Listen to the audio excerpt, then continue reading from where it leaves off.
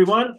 I'm here today with Dr. Ray Cohlmia, the Executive Director of American Dental Association. For those of you who don't know, Dr. Cohlmia is the only official at the ADA that does not have a term limit, such as a president or a trustee. You are hired and fired by the Board of Trustees. That is correct, Bob. I wanted to thank you for being here. I know a lot of people think that if you come on my show, I'm going to do a got you, but I'm just trying here to ask questions. Sure. And I want you to first take a couple of minutes, say whatever you need to say as far as introduction goes, because I want this to be a regular thing. I want people to get to see you and to know you because you are hired to do the job of dentists, right? I am hired to carry out the wishes of the House of Delegates and the profession. So, Bob, exactly. I don't really deal with the professional side as much as I do with the implementation. And I deal with the business side of the ADA, connection to the members, making sure that they're heard, making sure they're represented, the products and services that they have access to them. That is my responsibility. Awesome. Awesome. Yeah. And that's why I want you to be here on a regular basis. You know, I want to get the elephant in the room first. You know, this tinfoil thing. You know, I'm sure you've heard about. Well, I'm not going to talk. I'm not going to address that. That's a public professional thing. So I'll let you deal with the other people on that. So. Oh, so were you involved in doing that, or was I'm only the executive director? So when they decide the wishes through the policies, procedures, the councils, I carry out what the profession does, Bob. So I don't really deal with that. I do the implementation process to make sure that we have done specifically the wishes of the House of Delegates, the councils, and the representation of the volunteers is what I carry out. So okay, so let me clarify this because it's important for people to know that this agreement was not done based on what you have done, or it wasn't anything from your side of the. No, we carry out, Bob. Yeah, I don't, you will not hear me speak about public professional opinion processes. I represent the policies. I represent the procedures. I represent the members and their wishes of what they're trying to do. The House of Delegates sets the policies, the councils and commissions, or actually the councils for that matter. I represent them and carry out their wishes. I'm the one that does the what to make things happen, to make sure that it carries out to the wishes of the board, of the members of the board. I work for the board. So you don't really hear me talk much about the professional side. That's their responsibility. My side is the business side of the ADA. Again, making sure that we have a very successful American Dental Association, that we grow our membership, that we carry the messages out there, the communication, the connection to the member, making sure the products and services are on play, making sure that we have adequate staff support and all of the things behind the scenes that makes the ADA work, that supports both not just the members, but also the people in the public that we serve too. So there's educational sides to the ADA. We actually promote a lot of educational information. People look to us for data. I have to make sure that that data is all accurate and put into place. Research, we do a lot of evidence-based research because that's one of our core values is evidence-based dentistry. So when we put a product out and we recommend a product through the ADA SEAL program, it goes through a rigid process. I oversee all of the staff operations and the business operations of the ADA. But wasn't the staff involved in this in COIL? Yeah, the staff has to follow the specific directions of the members of what they're specifically wanted. Yeah, when you say members, we receive the marching orders. We receive the marching orders, and we basically carry out the best process. Then we report back to the councils, report back to the House of Delegates, report back to the board. I get you. So the plans are created by the Board of Trustees and the House of Delegates. They hand it to you and say, go implement. It is our responsibility. Now, most of the plans when it comes to professionalism or public or policy originates either at the House or the councils, because the councils actually work for the House.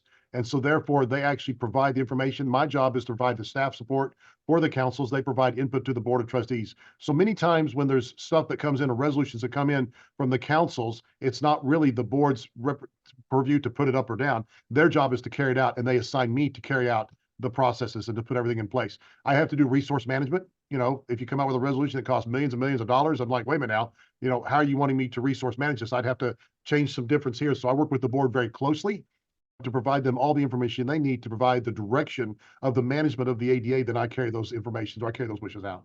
So this is kind of important too, because there's a lot of confusion about how the ADA is run, right? So I'd like people to understand that. Yeah. When you say you don't have anything to do with the professional side of it, this is what the policies that affect the profession. Is that what you're? Right. Yeah, Bob, I'll tell you, the ADA, one thing I've learned, and I've compared probably, I think it's about 532 associations. I've done a lot of comparison. I do a lot of discussions, and I do a lot of studying in the business side. And the ADA is the most member operated organization and member supported and member driven organization I've ever seen. And I love that. And that's what the success of the ADA is. We represent the profession. We represent the members of the dental profession to carry out their wishes. That's what we do each and every day. So when the House makes these directives, we do the best that we can to carry them out. But I do have to provide feedback on resource management. Okay, yeah, this resolution is great, but let's make sure you understand what the financial implication is going to be. If we do this, we have to do that. So it is my job to make sure that the board is well informed as they make the managerial decisions to prove the process is for. But we carry out the wishes of the House. The House is the supreme authority of the American Dental Association, and they're the ones that actually govern and set the policies of the public and profession area. So we don't really do that internally. The board does make recommendations through resolutions as necessary, but they all go to the House. The House has to approve the resolutions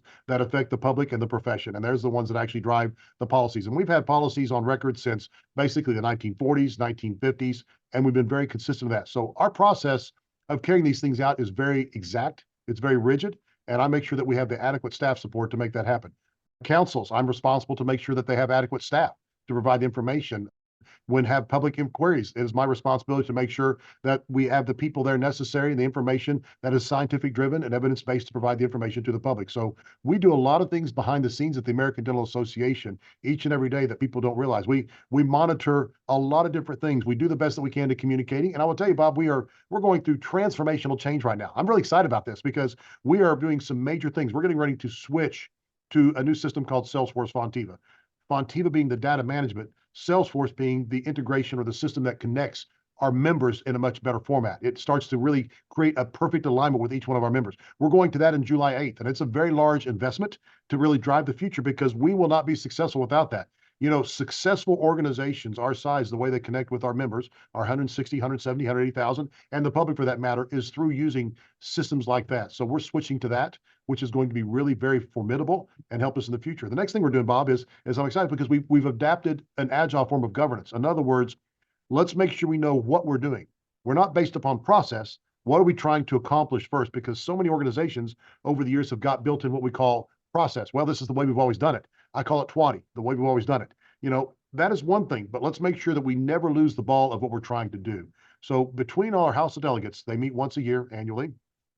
And then our councils that meet twice, too, they meet several times throughout the year. And they have representatives from each of the individual districts. There's 17 districts in the American Dental Association. If you start in the northeast corner, it's number 1. Wrap around in the U shape and you end up with 17 at Florida. So there's 17 districts. So each one of them have representatives on the councils. We have 10 councils. We have 2 committees. Committees. We have a strategic forecasting committee. We have the committee on annual meetings. We're actually doing a lot of different things like that. Actually, we've changed the committee on annual meetings to a lot more different individuals and specific to really drive the difference of a future of an annual meeting, connecting with our members through continuing education, that type of thing. So we're making a lot of changes right now at the ADA that is focusing on supporting the members. So that's my direction, is the business side, creating a better communication platform, better connection, supporting the members and the needs that they need each and every day. You and I both know that practice is very diversified. There's from one practitioners to rural to urban to multi-group practice to large FQHC to research to academia. It is important that we represent all of the member dentists and the profession of dentistry, which is what we try to do. We have a pretty good organization about that too. I know. I'm going to say it's something controversial, right? Sure. We're friends, right? I hear what you're saying. And it's great that we have a lot of volunteers. And these volunteers work very, very hard. My issue is 2 things. Number 1, qualification. Sometimes these volunteers may or may not be qualified for the job that they're put in. I know I'm not qualified to run your job. I've never run a big organization. I'm not going to apply for a job like yours. The second thing I'm kind of worried about is, and I have seen this, that sometimes the volunteers are a little bit more in tune with the feather in their caps rather than what's good for the profession and what's good for the majority of dentists. How do you deal with that when you see it? Is that your experience? Bob, we get a mixture of all different individuals at the councils on all different positions. And I'll tell you, I've seen some incredibly qualified individuals, but I will see that everybody contributes in a different way. Sometimes we as dentists say that they may not be the right person for that position, but every dentist provides an aspect that we need to listen to. And we do the best that we can to work with that. I mean, we really do. I'm really proud of what we've accomplished, but it's an organization. It's a volunteer leadership organization that they're nominated, that they come through different processes. Now, at the ADA level, I don't really do that. I mean, that all comes from the district side and how the districts bring the people to us. But I will tell you, I'm just been in a council meeting right now all day, and the in-depth discussion that they had is absolutely incredible. And I saw every single one of them engaged. So yes, there's always going to be individuals like this, Bob, across the league. We know that. That's all part of it. But from my perspective, the question is are we getting the business done? Are we getting the perspectives that we need? Are we getting the information? Are we getting the understanding from the members that we need? Are we getting the good representation? Are we getting the carryback, the feedback from all different aspects of the practice modalities? And I'd have to say, yes, we are. That's what I'm very proud of so far. So you're not going to comment on the end coil. That's not your department. Well, it's not my department. I mean, you guys have kind of I beat wanted that to death. I'll let you all play games with that all day long, but you I know, wanted to we ask your personal opinion, but would you want to give me your personal opinion, or that's off the no, table? that's not my role. I actually don't even got you. actually talk to that about, you know me. I do the business side of the ADA and what they need to hear from that, that's when I provide the information. I have to represent the policies and procedures, and when the board makes a decision, when the House makes a decision, as Secretary of the House, I have to carry out the decision of the House and the councils. So I'll leave this open on this interview that I would like Dr. Markarian, Dr. Kessler, Dr. Edgar, or Mr. Olson. The floor is theirs whenever they want to join. Let me ask you something that was just brought up to my attention, and you just mentioned it, and that is the Strategic Forecasting Council. Right. This is something new this is your creation within the American Dental Association, correct? Or was this before? Well, actually, I can't take credit for it. You know, I brought the thought processes and the concept. Strategic forecasting has been around for a while with a lot of companies, and it varies slightly, what actually varies dramatically from strategic planning. And let's talk real quick about that, Bob, so people understand. Strategic planning looks at what you have and says, okay, this is what we're doing. Let's improve upon these areas. Let's look at this, improve upon these areas. Strategic forecasting actually stops that and says, okay, we're not really, we don't care where we are right now, so to speak. Where do we want to be in 5 years? Now, it forces you to make some critical decisions. And I'm a car guy, Bob, you know that. I like cars. And basically, strategic planning says, all right, we have a car. We want it to go faster in 5 years. Well, strategic forecasting says, we want in 5 years the car to do 200 miles an hour. Well, the trouble is we're driving a 1970 Relic that can't do 200 miles an hour. So it forces us many times to say, abandon what we're doing. What tools do we need in order to achieve that 5-year vision? General Motors actually did something like a forecasting process with their engineers. And I'll give you a perfect example where they told the engineers, we want to build the greatest supercar for this type of money in the world. And they said, yeah, but you have to use all these parts on the shelf. Well, the engineer says, we can't do that with these parts. We need new parts. We need parts that haven't been created. So forecasting positions yourself where you want to be in 5 years and then works backwards, whereas planning says, where are we right now and what can we do to improve over the next several years? So the ADA is now adopting a process because we have a lot of critical things coming our way, questions that need to be answered. Bob, when you talk about Medicare, Medicaid, when you talk about public, when you talk about fluoridation, you know, Lord knows we've done some incredible things with fluoridation, and now that's under fire. We talk about replacement of amalgam. We talk about multiple aspects that have to be addressed over the next several years. Where do we want to be 5 years from now as an organization? What membership do we want to have? What public awareness do we need? What public impact factor are we looking for? So forecasting says in 5 years from now, this is where we want to be, and then we work backwards to that. That's what strategic forecasting is, and that's what our committees that we have of the House of Delegates right now. It's actually started to take off, and it's working very, very well right now. I'm very proud of it because action groups are the key. Most organizations drive information from the top down. With strategic forecasting, it drives from the bottom up. So you have individuals at these action group levels that are really creative, and they represent all different aspects of our profession. It can even have academia and researchers in these action groups driving an agenda upwards to the strategic forecasting committee that says, this is where we need to be. One of our big challenges right now is dental faculty. So we're looking at a 5-year projection. How are we going to increase our faculty? How are we going to make sure that we have our schools being taught at the level that we all expect it to be?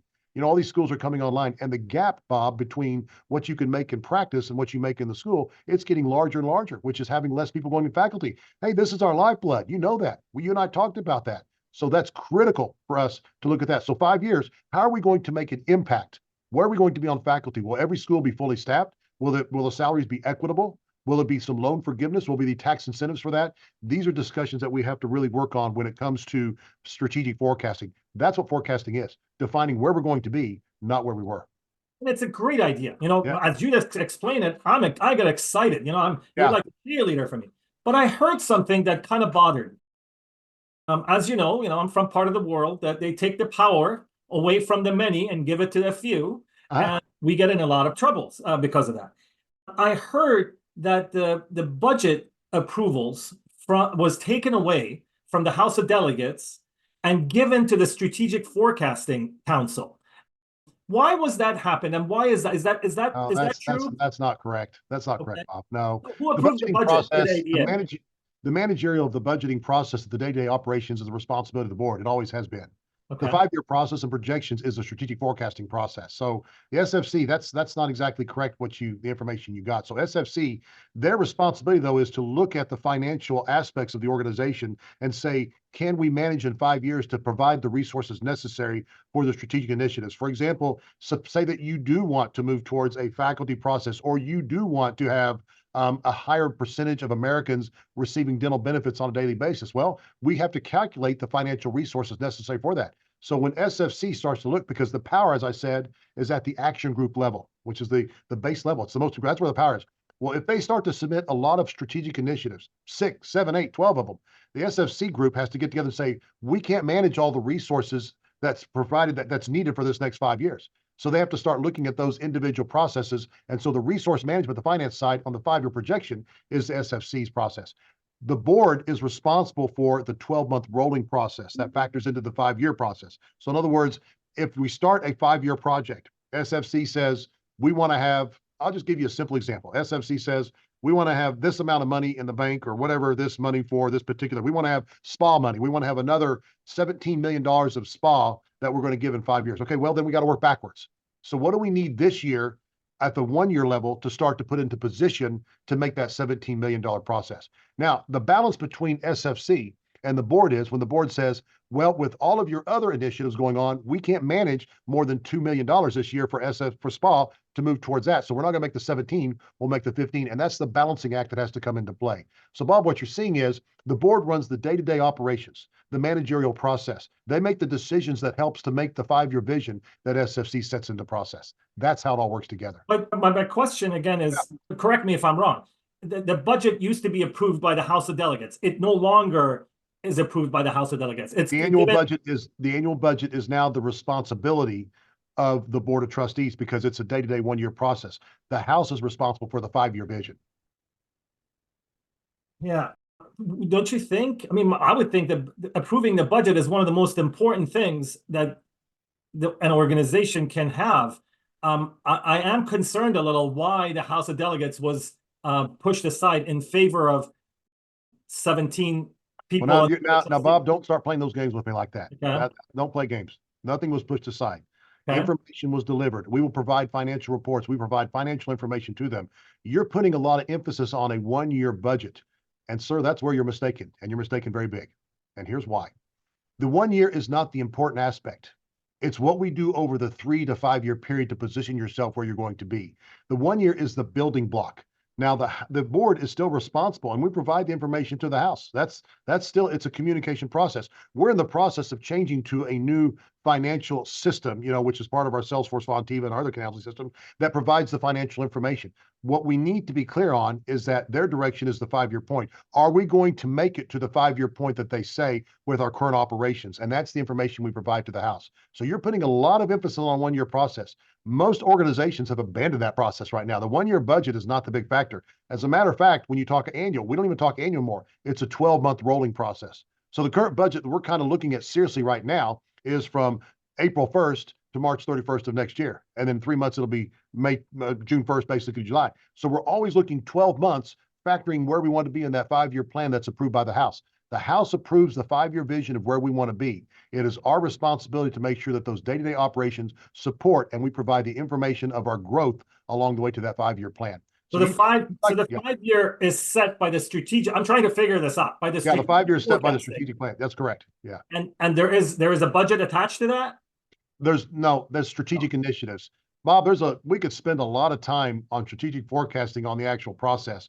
It's not complicated, but it's a very specific system on how it works. So when you talk about strategic initiatives, take recommendations of where you want to be. And once that's approved by the House, then we do everything we possibly can to get to that, okay? Now, the balance point is this. Now, we're early in the system, by the way. We're early in the system, okay?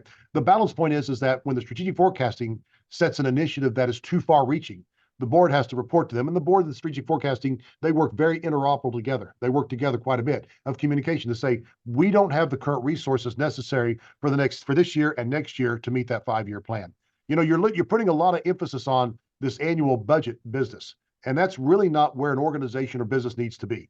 A business needs to positioning itself for sustainability, for where it's going to be. It's not getting past the 1 year, it's getting past the 3, the 5, and 10 years of defining where you're going to be. I'm going to ask you a question, Bob. I want directions to the city. And your answer would be, what city? Well, I'm not sure, Bob, but I need directions. We've been doing a lot of that before. Now we have a goal. You say, well, Raymond, you're going to Dallas. Okay, now I know what to go to Dallas. Now I know what the resources I need to get there. Now I need to talk about what mode of transportation, how we're going to do that, how much progress you want me to make. That's the difference is you have to look at it as a coordinated effort that's looking where we want to go as opposed to where we've been. So that's the reason why the annual budget is no longer the critical aspect of it. That is just only one part of it. The 5-year vision is the most important thing because now we have direction on where we want to go.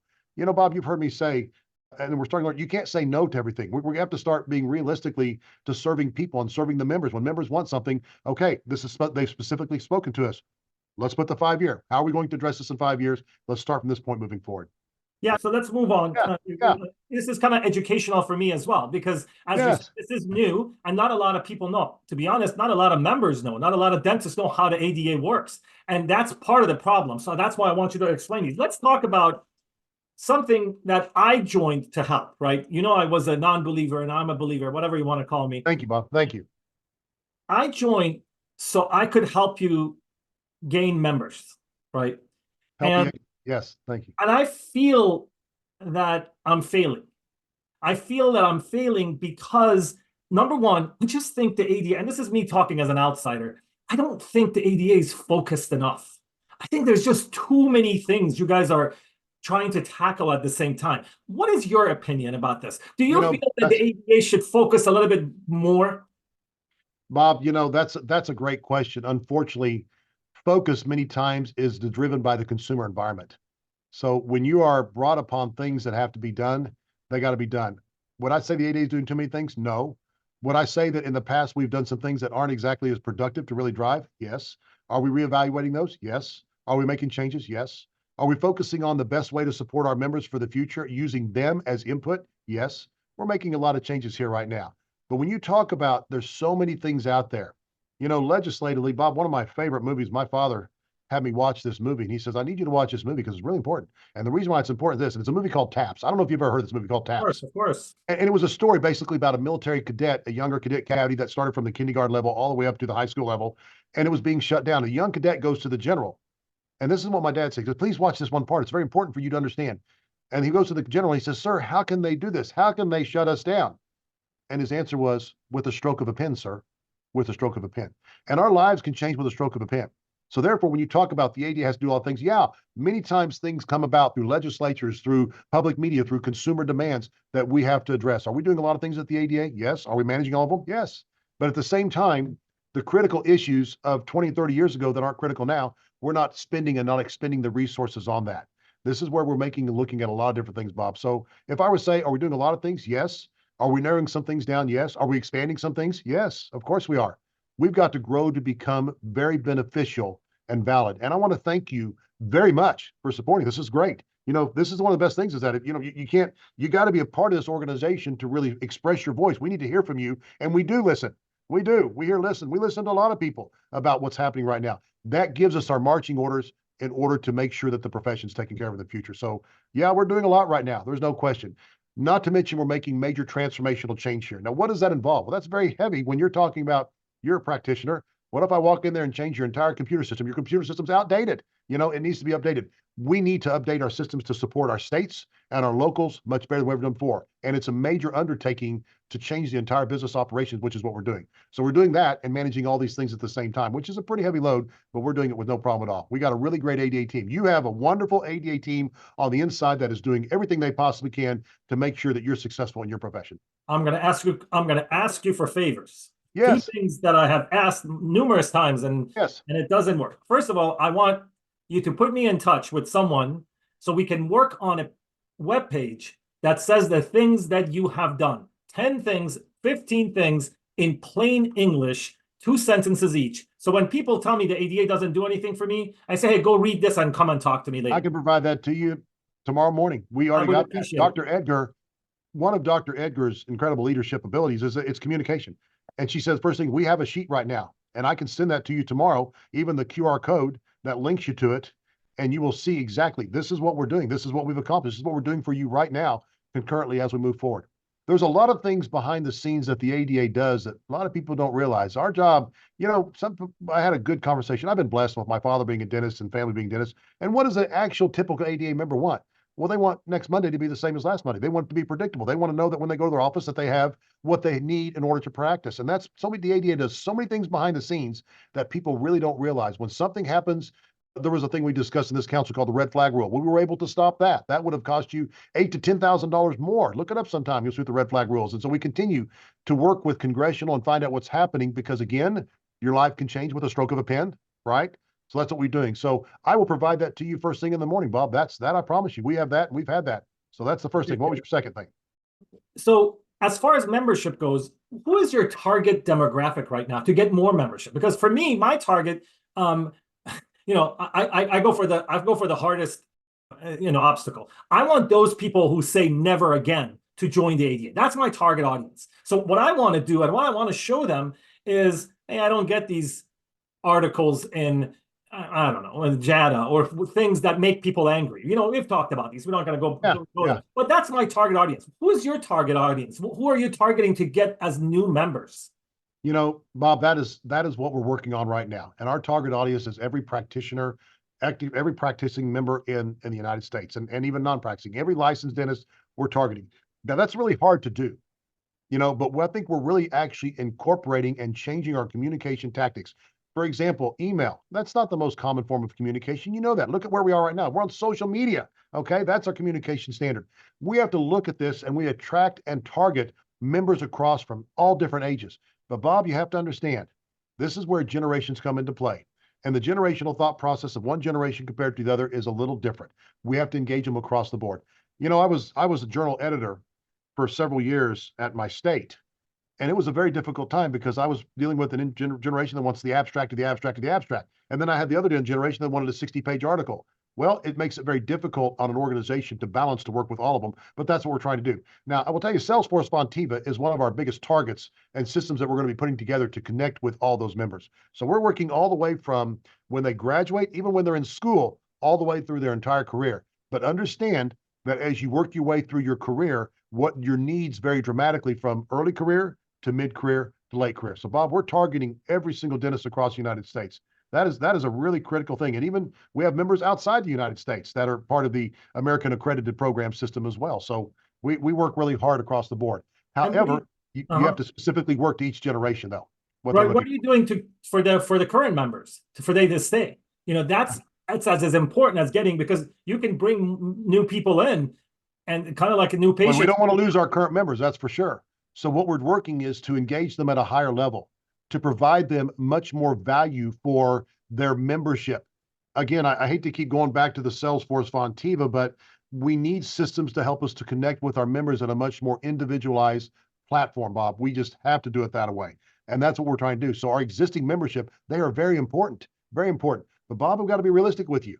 We have a little bit of a situation approaching. The baby boomers and their mode of joining the ADA are completely different than the upcoming generation. It's the value proposition when you look at the upcoming generation. So as the baby boomers, which we have a large amount of baby boomers, then we have a lull in the center, then the millennials come into play and we start graduating, we have more dentists. So we do need to realize that we're going to have to capture some of those future members. Our market share for the baby boomers or the mature dentists is substantially higher than it is for the upcoming younger dentists. That means we're missing the mark for what they need. So yes, we are working to maintain our membership like you wouldn't believe. And actually over last years, we've gained members. We really have, but we've lost market share. And the reason is because the number of graduates has increased dramatically. So last year we gained 1,100 members, but the market share increased by another 1,500.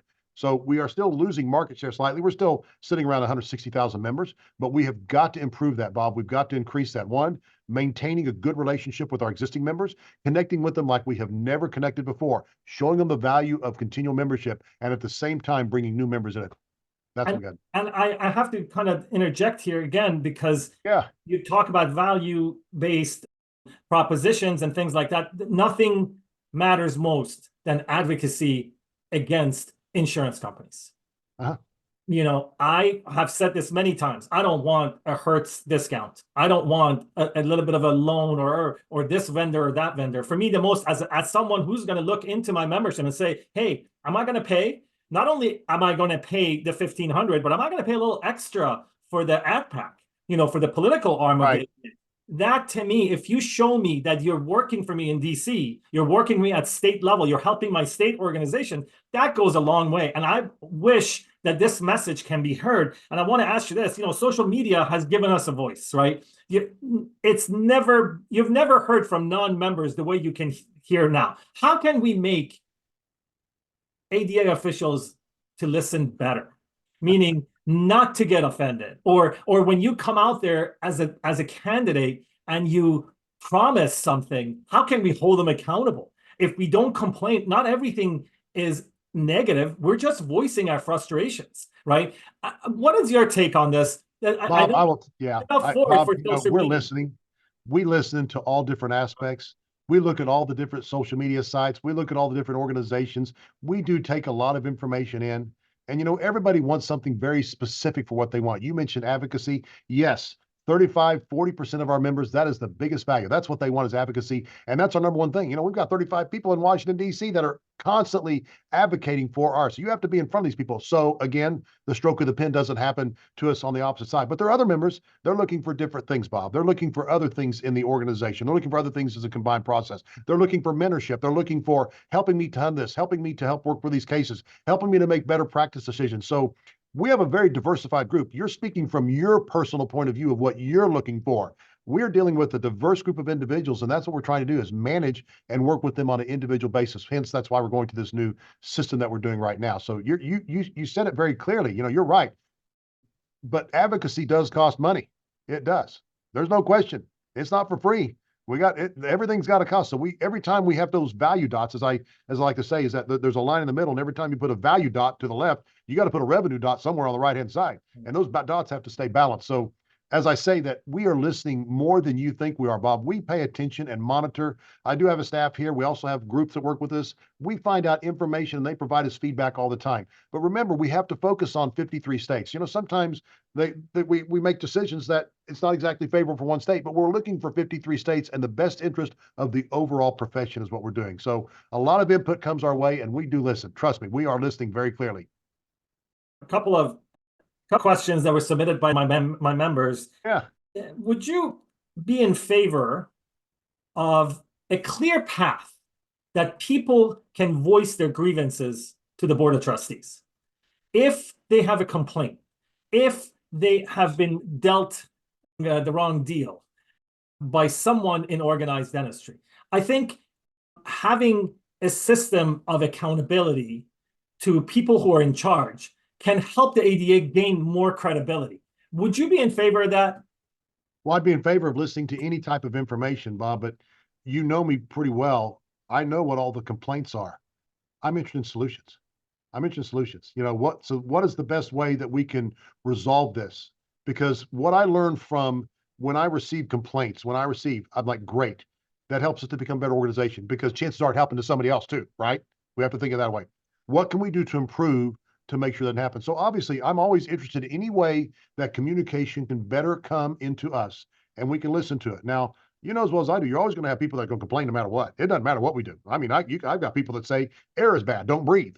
It's very interesting, but we listen clearly to them and we look for solutions on how we can best address that. Sometimes we can address it. Sometimes there's just no way that we can address everything perfectly. But yes, I'd be interested to hear your thought processes on how to deliver more information. This was specifically directed at those in leadership and in a position of power within organized dentistry that are intimidating and bullying members that are trying to help, and they have a different view. I mean, we were in California. I witnessed with my own two eyes a past president yelling at someone who spoke. I mean, these are things that can create a lot of animosity towards organized dentistry. I want the ADA to take leadership and hand it down to the states. And I know states have their own independence procedures. I get all that. But it also happens at the American Dental Association. Okay, I've heard stories about people before you that they they've threatened people. I want to be able to, maybe you go back to the board of trustee and say, hey, maybe we need to have a little council that can hear people's complaints, so we don't have to get these negative reactions. Anyways, Well, that's what we have. The councils do listen to that. Bob, you know what? I'm sure these things happen. You know, I know you're right. I can't change the past. I can't change the past, but you and I can change the future. We can start driving a way that we can start doing things differently.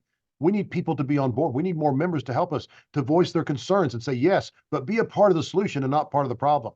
You know, I used to say, if you're not part of the solution, you're part of the problem. You know what? I used to say, if you're not part of the problem, it's hard to be part of the solution, because when you're part of the problem, you understand, but help me to develop what the solution is going to be. Again, we can't change the past, Bob.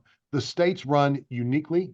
We try to encourage from all three levels. That's the purpose of the tripartite. That's the beauty of the tripartite, right? That is the beauty. So you're exactly right. I'm always very able to listen, and if we got some good ideas, let's move it forward. You know, when you talk about forming a small council, that's really what the councils are all about. That's what they're doing. They listening. And boy, I'll tell you, this council that met today, they gave us a lot of input, both positive and negative, from a lot of members out there. Exactly what you're doing. Written information, constant concerns. Why are we doing this? Why are we doing that? I don't like the way this is done. And we're responding to every single one of those as best as we can, because the council's addressing that. So we really listen a lot more than people think we do. Sometimes they say, well, wait a minute, I haven't seen anything directly affect me. You're right. Sometimes it's hard to do that. But what I can do is exactly going back to what you talked about. You said you wanted a sheet. You wanted something to show all the things that we've done. I guarantee you, every time I've shown that to somebody, thank you, Dr. Edgar, every time we've done this, everybody says, you know what? I didn't know that. I didn't know that. So that's the reason why I get this benefit. That's the reason why I get that. It's a learning experience for everybody right now. So Bob, I love what you're saying. 100%. Sounds great. Again, I'm interested in solutions. Let's take this thing and let's make it very successful for the future. One question coming from academia. You were a dean of the dental school. Yes, I was. Okay. Are you concerned about the lack of clinical experience that some new graduates are experiencing? And this doesn't come from me, doesn't come from dentists. This comes from the graduates that have messaged me personally, that they have watched root canals rather than doing root canals. Are you concerned about that? What can we do about this?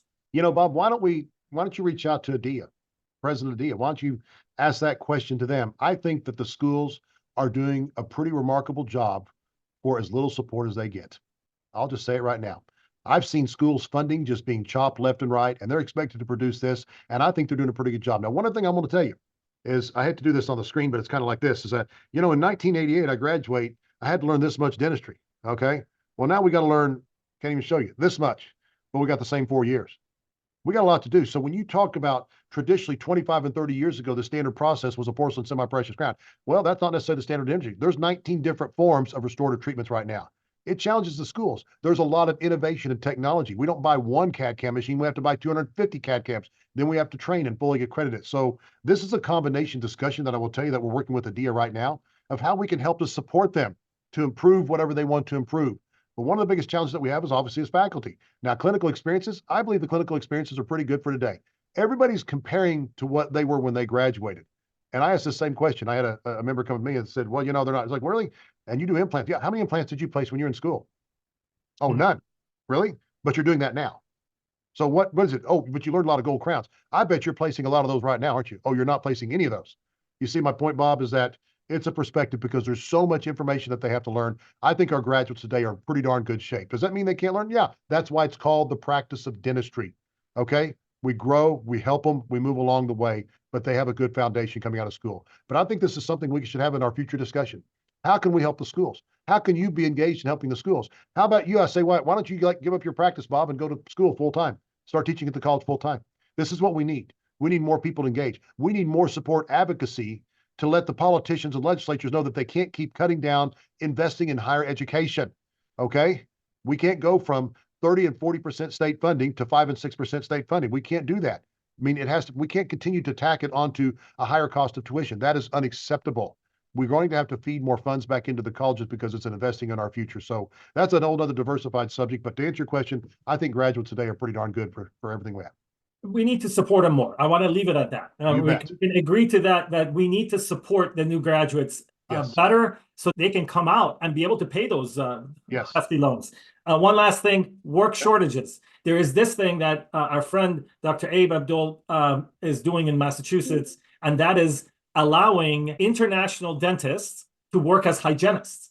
Is this something you can put your support behind? This is That would not be for me to make that decision. I'd have to put that by the House and board and let them decide on where they want to go with that type of process. But it is addressing a workforce shortage is what you're saying, what he's trying to do. There's multiple avenues. We know one thing's for sure. If we're going to treat more people, we're going to have different ways of doing that right now. But that's a discussion on the professional side. I will let that discussion between the House of Delegates and the councils and the board let them decide. Whatever they decide, then I'll carry that out. Let me whisper to you. None of the professional side don't want to talk to me anymore. Well, you're the only one who talks to me. Anyways, I want to give you a couple. I will tell you one thing I do right now is I wrote it down. I'll be truthful. I wrote it down and I'm going to take it to the councils and I'll take it to, okay, you know what? This was brought up. Give me some information on this. Give us a direction of what you want to do. This is how it works. So now that you mentioned, I was okay, we'll look at this. You're my avenue to the professional side. I want to give you a few minutes if you want to say something, address the crowd as you wish. Well, thank you, Bob. I appreciate it. You know, we have a lot of challenges. I'm not going to lie to you. The dynamics of today and the demands and the barriers and it's just hard out there addressing where we want the practice to be. We need your membership. You know, we need to stay unified, to focus on the profession, to support, to make sure that you have the day-to-day needs to have a successful practice and that your practice as you go in the next several years is going to be profitable, is going to grow, is going to be successful. We have to be responsible to the public. There's so many things that we're doing right now. And I really appreciate the opportunity. You know, people have said it's controversial even coming on the show. I will share the word anywhere of what we're doing, of an opportunity to say what we're doing. You know, this is just how we are. We're making so many incredible things at the ADA that I really hope you give us an opportunity to show you what we're doing. And I'm going to get that sheet to you, Bob, first thing in the morning, that you can have this and you can start spreading the word and you have an idea of some of the things that we're doing at your ADA each and every day behind the scenes to make sure you have a practice of success. Today, we're coming into the most incredible parts of dentistry. It's the platinum years. You're going to see some amazing things coming in dentistry, and the opportunities are greatest that they've ever been before. But we've got to stick together to make sure that we indeed have representation at all different levels, through the advocacy, through the representation, through understanding, through the public, and everything that we do to tell them about the great things of the American Dental Association and the profession of dentistry. Thank you, Bob, so much for the opportunity. I really appreciate you. Thanks, Ray. I really appreciate you being here and taking the time to answer all these questions. Hopefully we can have this on a regular basis so Yes, sir. people can ask questions. We'll see you soon. Thank you, Bob.